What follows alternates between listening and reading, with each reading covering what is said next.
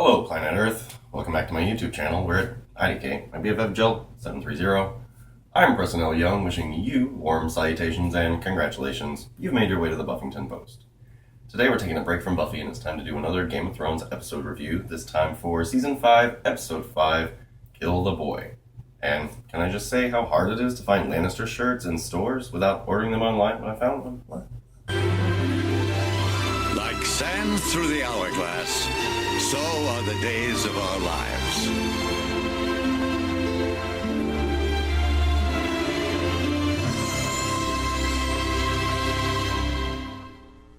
Okay, so I kind of figured that Grey Worm wouldn't die because he and Missandei hadn't really had a discussion about their feelings, and so I know in my last episode review, I thought Grey Worm was gonna die, but the more I thought about it over the week, I realized, oh, he's probably going to live so that he and Missandei can at least have a conversation. So it looks like Grey Worm's okay. That's good. We got this really, really nice scene between the two of them toward the end of the episode. It's one of the things from the books that just isn't there, and I do appreciate it in this show. It makes Missandei more interesting to Daenerys, and can I just say that this is the Daenerys that I have been wanting to see? Fucking fire and blood, man. She is taking no prisoners right now. She says, okay, you want to do this? Let's do this. I'm going to take you down to see my dragons. So right, she takes the heads of the families down to see the dragons. She totally feeds one of these motherfuckers to the dragons. Holy shit, where has this Daenerys been? Okay, so let's talk a little bit about Giscari history. See, the Giscari Empire was trying to take over some shit, and then Valyria was like, no, we don't like that, don't take over us. So these white-haired people came in on their dragons, and they just destroyed the Giscari Empire. It spread into Astapor, Yunkai, and Meereen as its final, incarnations of being the Giscari Empire. They're all bastard sons of the Giscari. And so, whatever, the Giscari, the Meereenese, the Astaporian, the Yunkai, they do not like Valyrians. They do not like Targaryens. So, when this bitch comes in with her white hair and her dragons, she is reigniting some seriously historical shit. And so that's a big thing to keep in mind. They don't like the Valyrians on principle because historically they wiped out their entire dynasty. And this is the really interesting thing about Daenerys to me. She has these dragons and it's scary. And the thing about it is I feel sorry for Dany because she has these dragons. She has so much responsibility. She can literally do whatever she wants. But what should she do? And I like that she and Missandei have that conversation later on. You see avenues that nobody else sees. And so, yeah, Dany's gonna marry Hizdahr after she reopens the fighting pits. What? Okay, so Maester Aemon. Oh, it's getting close to that time. Maester Aemon's gonna die soon. And it's fine. He's old. He's blind. And I like that we are spending a little bit more time with him because we spend a pretty good amount of time with him in the books, particularly once we get with Sam on his way to that place that he's probably not going. He goes to Braavos. I don't think he's going. And I like that Aemon, he decided not to take the throne, but he still cares about his family. His vows are a little bit more important than, having a crown on his head. But he is worried that his last remaining family member is out there in the world all alone in this place where she is hated and feared and, with her dragons. What's she doing? So I like that. I like that Aemon, like I said, is back in the mix. We pick up with Jon, Giantsbane. They're having a conversation about how, we're not enemies. We don't have to be enemies. And I get it. I understand why the Night's Watchmen are not cool with the wildlings coming through because they rape and pillage these motherfuckers all the time. So, yeah, that's a thing. But at the same time, why are they coming through to rape and pillage these villages? It's because you don't view them as people. So, it's kind of a mixed bag in that respect.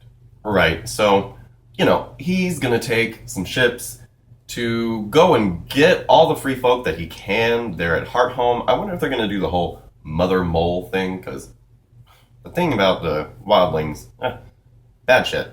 Anyway, yeah, so they're gonna use Stannis' fleet to go and try and find them. When they're doing this, when they're announcing all of this, I like that Stannis is all grammar Nazi because they said something about less and it was supposed to be fewer. Oh, Stannis the Manus, the grammar Nazi Amis. And I like that Jon sticks up for the wildlings. It's kind of his thing. He says, whatever they are now, they're better than being some undead soldiers that we have to fight later. Am I wrong? No. So, okay, the Night's Watch, they don't like this. His steward boy doesn't like all of this. But you know what? It's Jon's game. And Maester Aemon told Jon, you know what you want to do. Just do it. You're in command. People aren't going to like your decisions. Half of these motherfuckers hate you anyway, so just do what you want. Because you have the power, you may as well exercise it. And, we see these parallels between Jon and Daenerys in that respect. Brienne and Podrick, they had a little bit to do in this episode for a change. I know they've been trying to do stuff, but I really thought that Gwendolyn Christie looked really pretty in this episode. I don't know why I've never seen her pretty before, but she really struck me. I think I'm starting to appreciate how tall and, strong-featured she is, but she's a pretty lovely woman. And I like that she said that, her oaths aren't broken just because people die. She's got serious honor, and I like Brienne. I think everybody really likes Brienne. I don't know who wouldn't. The old man who was talking about, we all know who's in there, and she says, no, I'm talking about Sansa Stark. That was really neat. Sansa, I like this old lady who keeps coming to talk to her. I don't know if it's, what's her name? Duncan? Is it Lady Duncan? Is that her name? I don't know. Maybe that's her, maybe it's not. I think she's just a serving woman, though. Oh, Miranda's crazy. She's as friggin' masochistic as Ramsay is sadistic. Super crazy. She meets up with Sansa, and she takes her to see Theon. And when she sees Theon, I thought that this was an amazing acting moment on Sophie Turner's part. Sophie Turner was great in this episode. You go, Sansa. I hope everybody else is starting to like you a little bit more. I know you're kind of a whiny bitch for most of the show so far, but Sansa, go Sansa. And she got this look on her face of heartbreak and just rage at the same time. It was really great the way she stormed off. And I like that she didn't toast to her wedding coming up, their nuptials. She was like, mm-hmm. And Fat Walda, she says, oh, it must be weird for you being in a strange place. She says, this is my home. You motherfuckers are the one who is strange. And Walda's like, oh. Yeah, and then Theon bringing him in, and Sansa, what I think is really interesting is that she probably hates Theon. She probably can't stand to look at him, and at the same time, to see this awful monster that Ramsay has turned him into, it's unfair, and I feel like she almost feels sorry for Theon. Almost. So yeah, Walda's pregnant. Sansa thinks this is funny. Ramsay's worried about this, but Roose is like, hey, it's cool. You're my son, and we're gonna work together and take out Stannis the Manus. Gillian Sam, I like that she was kind of self-conscious about being ignorant to the ways of the Southernlands. It makes sense that she'd be asking all these questions, and she's kind of self-deprecating. She says, I'm sorry I don't know things. And Sam's like, no, I like you. You don't have to be a smart bitch. Stannis and Sam, they have this really awkward exchange for a second, talking about how Stannis knows his father and all this fun. The Tarleys, they're this whole other thing. I don't even know if we're going to really get into them. I think this may be all that they ever, really say about Sam's father anymore. But yeah, Randall Tarley's kind of a dick, but he's a really awesome fighter. We get this conversation between Stannis and Sam about Obsidian, and that, hey, they mentioned that we have a bunch at Dragonstone. I hope that we're going to start getting that to the wall from Dragonstone. He's impressed that Sam was able to take out one of the White Walkers, and he says, hit your books, keep your nose in the books, so that we can figure out how to fight this army of undead motherfuckers. I love Davos. Anytime I get to spend with Davos is always great. He's written very well in the book series, and the actor that they picked for him, I really couldn't think of a better person to play him. He brings that Davos feel that I get when I'm reading Davos.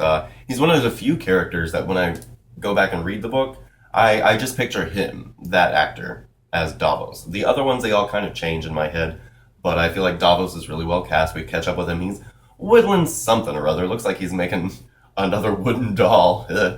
And yeah, we find out that Shireen and Selyse are going to be going down to Winterfell with Stannis, which is so not in the books. They end up like staying in one of the reconstructed castles that's going like down the wall.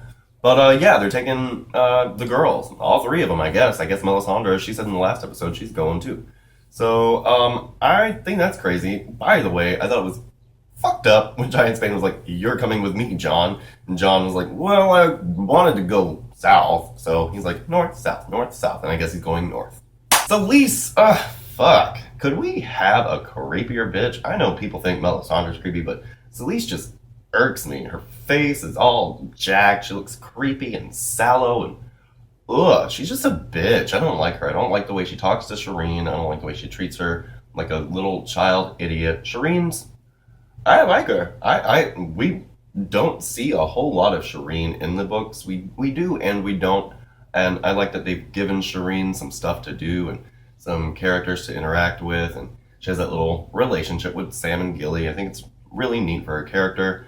I'm worried about Shireen though. Let's not kill her. Let's make something really crazy happen from on at her, right?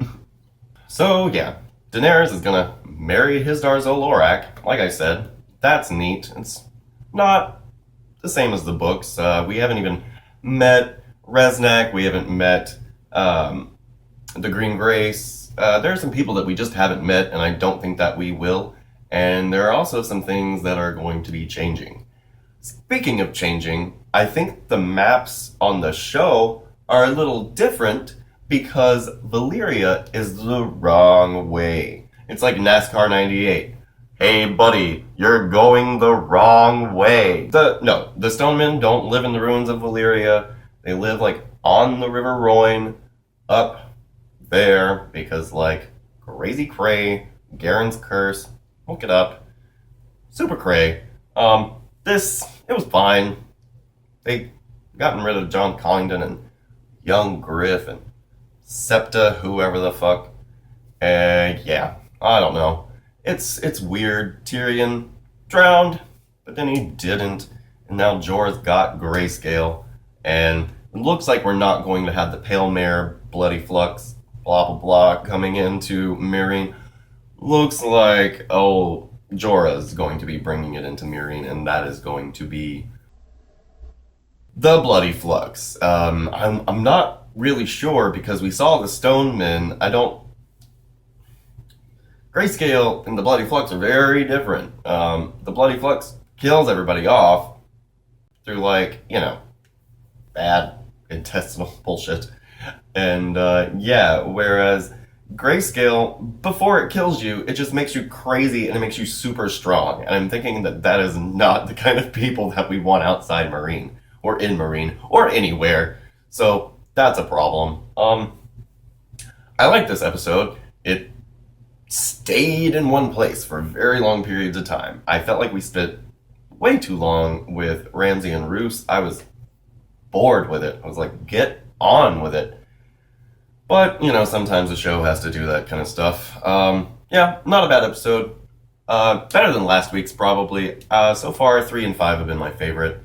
I'm gonna be back next week. Let's see how this all shakes out some more. I'm Preston L. Young. I hope you have a great day today. Hope you're having a great 2015 so far. You can come back to the Buffington Post for Buffyverse discussions on the other Slayers, Buffy the Vampire Slayer comic reviews, Angel and Faith comic reviews, and some other stuff. Comment down below. Let me know what you thought on today's episode. Yeah, have a great day, and we'll see you next time.